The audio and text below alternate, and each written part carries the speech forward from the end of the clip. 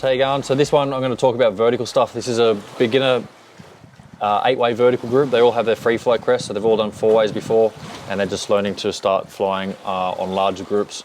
So first off, we're going to talk about the exit. So the stack up for everyone is when you climb out the plane, rigs to the center, climbing out, center person gets out last. So let's see if these boys do it. Oh, I'm going to have to turn the volume down.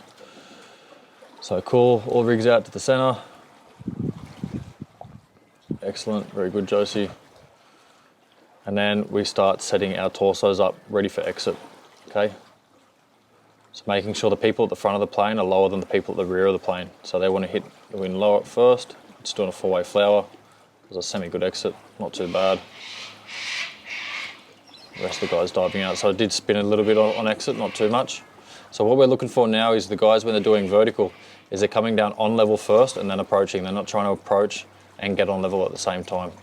So you can see Zachy here at the moment, he's carving around. You really want to try and avoid carving around the formation while you're on one of these jumps, just because there are multiple more people.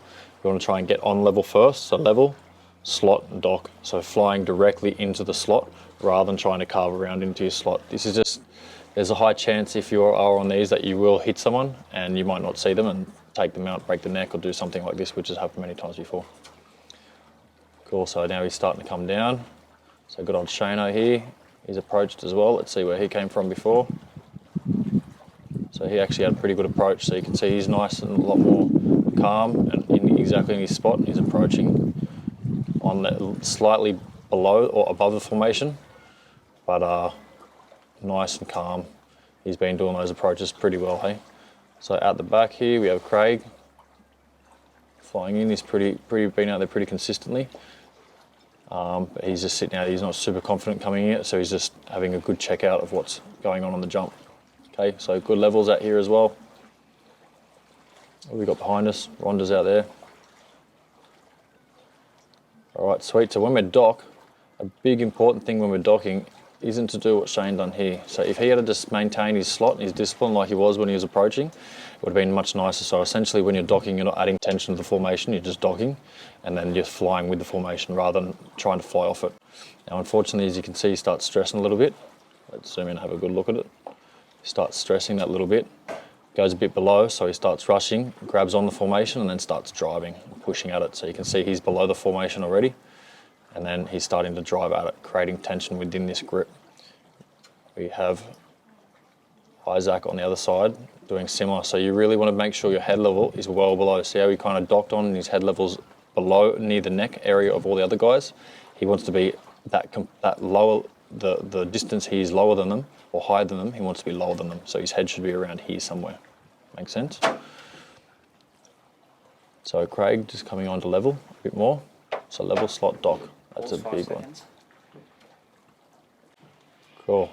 So Rhonda, a bit of carve in there. Not too bad. So Shane got off that grip. I think I might have even shook him off just because he was a bit rough. You really want to think about not disturbing the base when you're docking on them.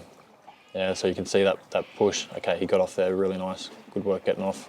You can see here, this is the telltale sign that he's adding tension to it because you can see that grip there is now bowed in where it should be out nice and round.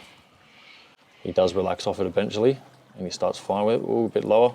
The legs here will be causing this too because his legs are really wide.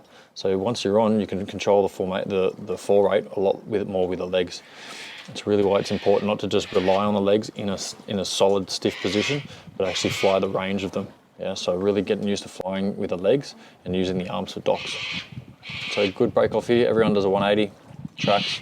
It's really important because we have outside people. Some might not always be in the formation. They could be right behind you and you just track off. You're going to hit them right solid in the guts.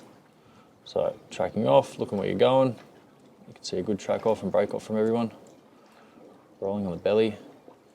And out we go. Making sure that it is clear. Cool. All right, let's watch that one more time in full speed. It's really noticing those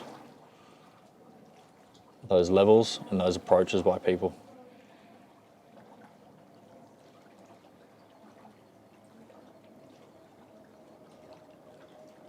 So it does turn slightly.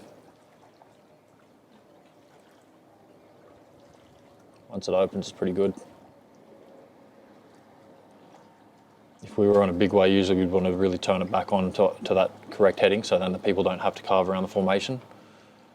It's really important as well. If that base just does move on heading, it's making everyone now have to carve around the formation automatically. Whee.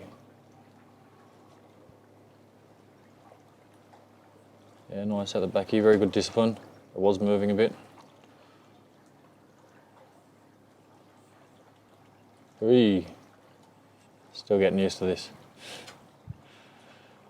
Cool guys, nice. All right, well thank you again for watching. Appreciate it. Like, subscribe, do what you need to do.